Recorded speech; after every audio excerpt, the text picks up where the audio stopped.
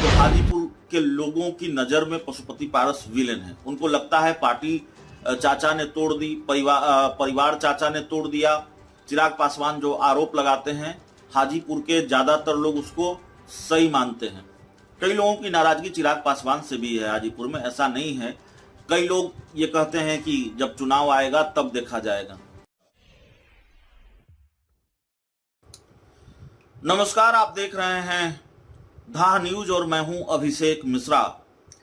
देखिए, 2024 में देश में लोकसभा के चुनाव हैं और लोकसभा चुनाव को लेकर हम अलग अलग राजनीतिक समीकरणों पर बात कर रहे हैं, अलग अलग नेताओं के राजनीतिक भविष्य की चर्चा कर रहे हैं। और सबसे ज्यादा अगर चर्चा किसी की कर रहे हैं तो पशुपति पारस और चिराग पासवान की कर रहे हैं, जाहिर तौर पर। इसलिए कि बिहार में ये लड़ाई, चाचा और भतीजे की लड़ाई चर्चा के केंद्र में है, खूब चर्चा है। और 2024 में इनका क्या होगा, इसको लेकर भी कई सवाल हैं। दोनों के बारे में ये माना जा रहा है कि चाचा और भतीजा दोनों हाजीपुर सीट से चुनाव लड़ेंगे। पशुपति पारस पहले से हाजीपुर सीट से सांसद हैं और चिराग पासवान की पार्टी के लोग ये कह रहे हैं, चिराग पासवान ये नहीं कहा है हाजीपुर से लड़ेंगे, चिराग पासवान की पार्टी के बड़े बड़े नेता कह रहे हैं पार्टी की इच्छा है चिराग पासवान हाजीपुर से चुनाव लड़ें। माना यह जा रहा है हाजीपुर से ही चुनाव लड़ेंगे चिराग पासवान। अब देखिए, हाजीपुर में पशुपति पारस की मुश्किल क्या है। पशुपति पारस के काम से बहुत नाराजगी हो, ऐसा नहीं है। ऐसा नहीं है कि उनके काम से बहुत नाराजगी है।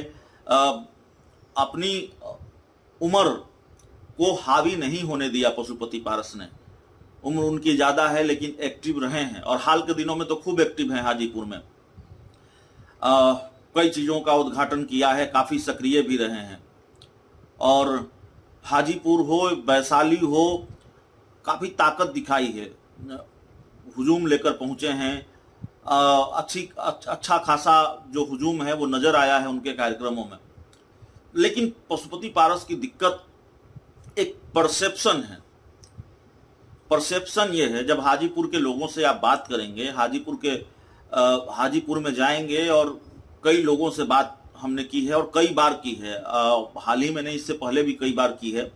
तो हाजीपुर के लोगों की नजर में पशुपति पारस विलेन है। उनको लगता है पार्टी चाचा ने तोड़ दी, परिवार चाचा ने तोड़ दिया।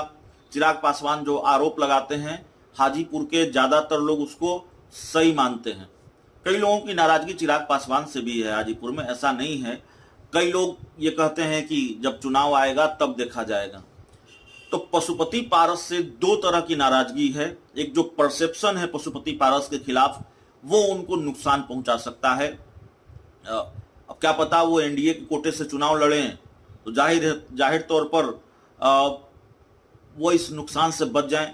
लेकिन इस नुकसान से बचने की उम्मीद तब थी जब उनके काम से नाराजगी होती। काम से भी नाराजगी है। बहुत सारे लोग कहते हैं वो आते ही नहीं है, वो दिखे ही नहीं है। लेकिन सबसे ज्यादा नाराजगी इस बात से है लोगों की कि उन्होंने पार्टी तोड़ दी, उन्होंने परिवार तोड़ दिया। अब पशुपति पारस ने ही पार्टी तोड़ी, पशुपति पारस ने ही परिवार तोड़ा, ये कहने का अधिकार हमारे पास नहीं है। मैं नहीं जानता परिवार के अंदर क्या चल रहा था, पार्टी के अंदर क्या चल रहा था। हम और आप वही जानते हैं जो आरोप चिराग पासवान लगाते हैं या जो बात पशुपति पारस कहते हैं। लेकिन हाजीपुर के लोगों को चिराग पासवान के आरोपों पर ज्यादा भरोसा है, ज्यादातर लोगों को।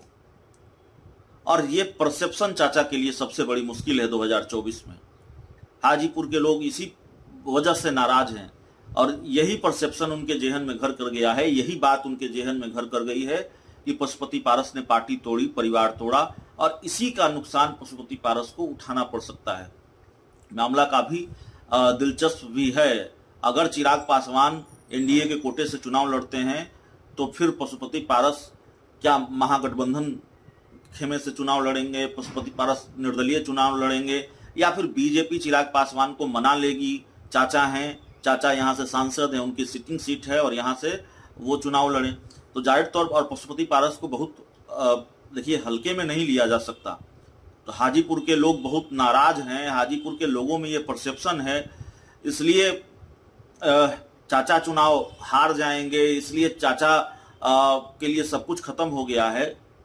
चुनाव के वक्त ये सब कुछ कह देना बहुत जल्दबाजी है, इसका आकलन कर लेना बहुत जल्दबाजी है।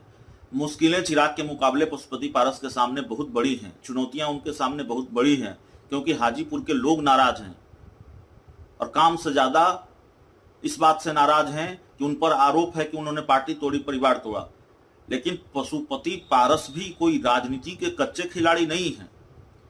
पशुपति पारस भी सब कुछ मैनेज करना जानते हैं। राजनीति में वो नए नहीं हैं, कई दशक से राजनीति कर रहे हैं।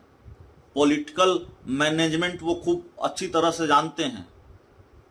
संगठन को दुरुस्त करना वो अच्छी तरह से जानते हैं। और राम विलास पासवान जो अब इस दुनिया में नहीं है, उनके साथ कई दशक तक रहकर उन्होंने राजनीति सीखी है, एक एक चीजों को देखा है। तो ये कहने का जोखिम नहीं उठाया जा सकता कि पशुपति पारस की राजनीति पूरी तरह से समाप्त हो गई है, हाजीपुर में पशुपति पारस के लिए कुछ नहीं बचा है। लेकिन इतना जरूर कहा जा सकता है कि पशुपति कुमार पारस के लिए हाजीपुर में बहुत मुश्किल है, बहुत सारी चुनौतियां हैं, और वो परसेप्शन बड़ी चुनौती है जिसको गढ़ने में, जो गढ़ा गया पार्टी टूटने और परिवार टूटने के बाद, या फिर जिसको बहुत करीने से गढ़ा है चिराग पासवान ने कि चाचा ने पार्टी तोड़ दी, परिवार तोड़ दिया, ये चुनौती का सबब है पशुपति पारस के लिए। बहुत बहुत धन्यवाद।